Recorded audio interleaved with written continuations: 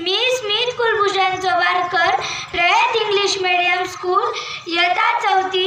माझ्याकडून तुम्हा सर्वांना स्वतंत्रता दिवसाची हार्दिक शुभेच्छा।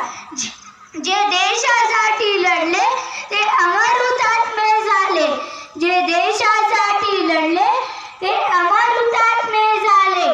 सोडिले सर्व घरदार, सोडिला सुखी संसार, सोडिला सर्व घरदार, सोडिला सुखी संसार।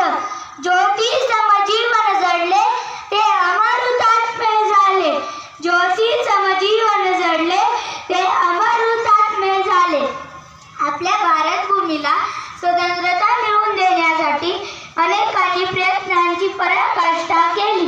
त्यातील एक म्हणजे लोकमान्य टिळक। आकाशाची विशालता, सह्याद्रीची कठोर, सागराची विनम्रता, पारिजातकाचे अंग जाडून मोकळे होण्याचे औदार्य, लोण्यापेक्षा जास्त मृदुता, या सर्व गोष्टीचा संगम म्हणजे लोकमान्य टिळक।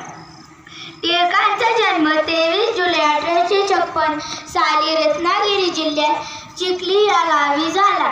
त्यांचे कुटुंब अतिसाधारण होते। त्यांच्या वडिलांचे नाव गंगाधर पंत तर आईचे नाव पार्वतीबाई हे होते। ते लहानपणापासून खूप हुशार होते। त्यांचा आवडता विषय गणित तर व्यायाम हा त्यांचा छंद होता।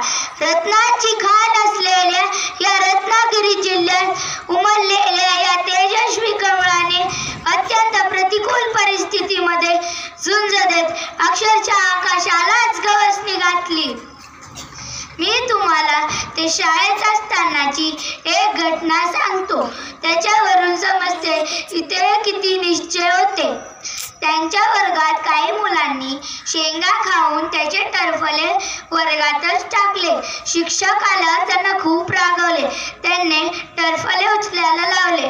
सर्व मुले टरफले उचलू लागले, परंतु टिळकांनी टरफले उचलले नाही।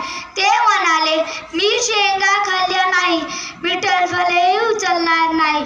याच्यावर समजते की ते किती निश्चय होते। त्यांनी त्यांच्या ज्ञानाच्या जोरावर ब्रिटिशांविरुद्ध आवाज